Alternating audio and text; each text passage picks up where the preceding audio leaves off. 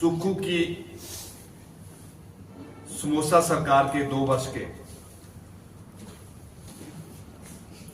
भ्रष्टाचार,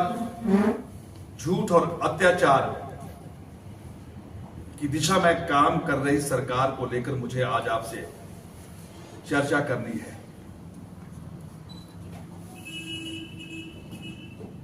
मित्रों, हम सब जानते हैं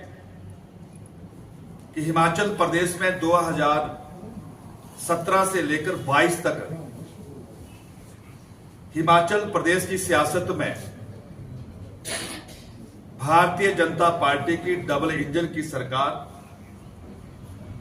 प्रदेश की सेवा में काम कर रही थी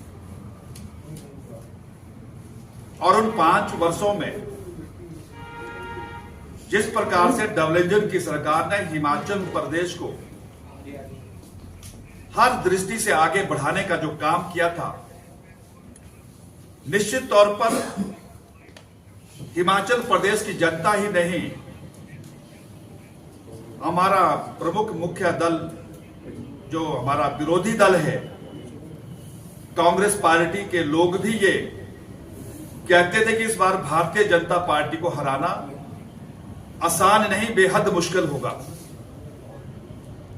उसका कारण क्या था? उसका कारण यह था कि जिस प्रकार की योजना की दृष्टि से हिमाचल प्रदेश को चहुमुखी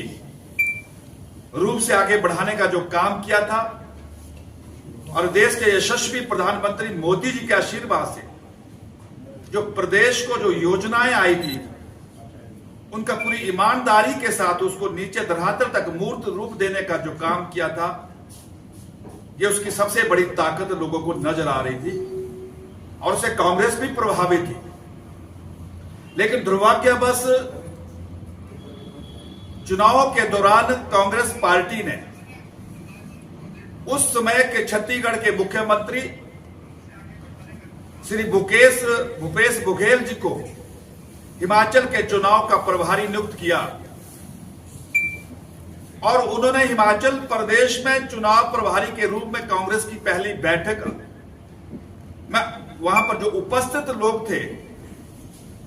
उनकी बैठक में भी ये चर्चा की कि हमारे पास भी दिल्ली में ये रिपोर्ट है कि भारतीय जनता पार्टी को हराना मुश्किल है, लेकिन एक ही रास्ता है कि जिस प्रकार से छत्तीसगढ़ में हमने सत्ता हासिल करने के लिए जो गारंटियों का झूठा जाल बुना है, अगर हिमाचल प्रदेश में भी अगर उस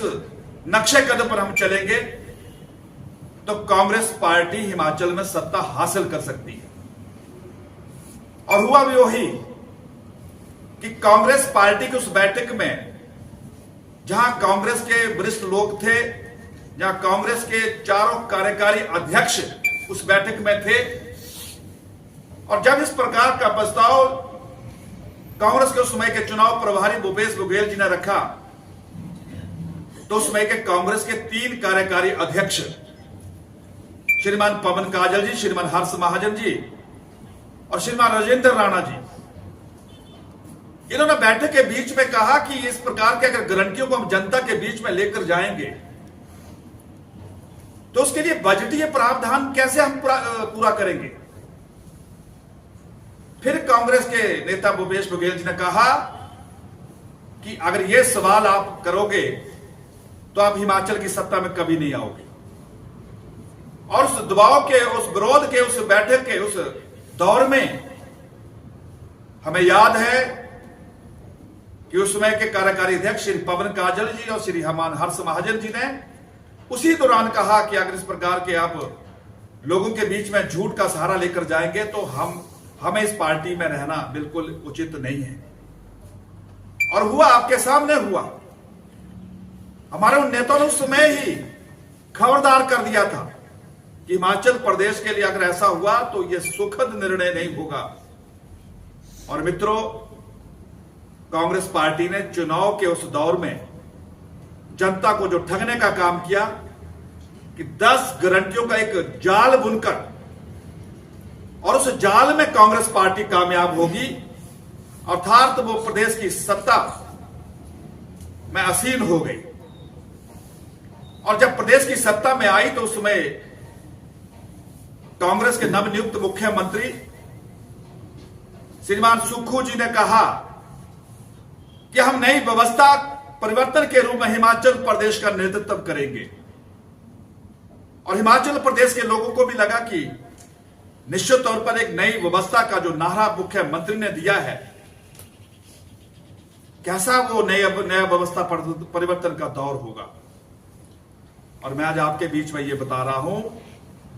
कि हिमाचल प्रदेश के राजनीतिक इतिहास में नई व्यवस्था का पहला उदाहरण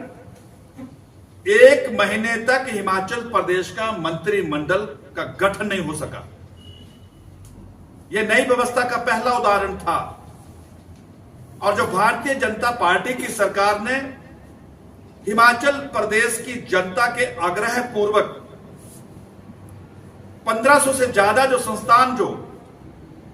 खोले थे, भारतीय जनता पार्टी की कैबिनेट जो हमारी सरकार थी, उस कैबिनेट के जो निर्णय थे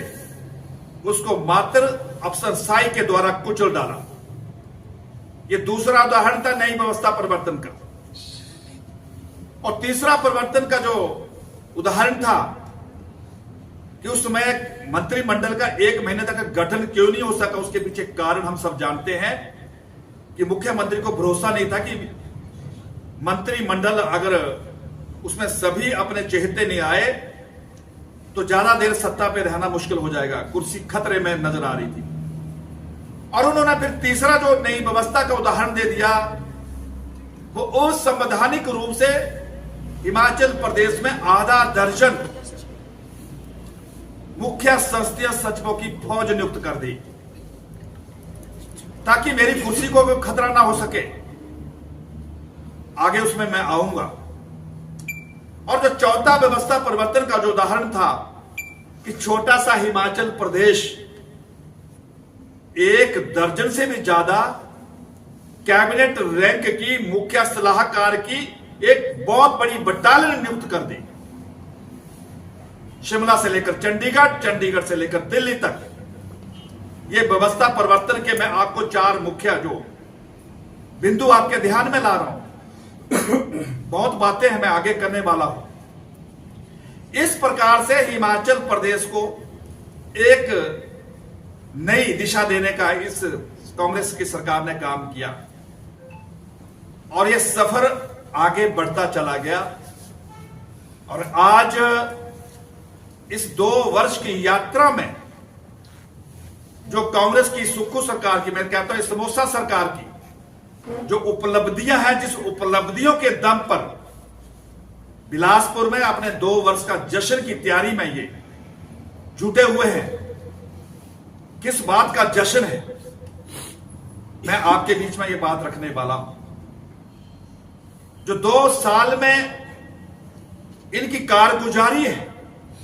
जो इनकी उपलब्धियां हैं, मित्रों हम सब जानते हैं कि हिमाचल प्रदेश में 28 लाख से ज्यादा ऐसी हमारी बहनें जिनकी आयु 18 वर्ष से लेकर 59 वर्ष तक थी या है, उनको हर बहन को 1500 रुपए हम पेंशन देंगे, ऐसा इन्होंने चुनाव में कहा था। और हमारी बहनें भी उसमें आ गई, लेकिन कितने को मिला, क्या हुआ? और बहनों को ठगने का जो काम किया है, ये जश्न इस बात का है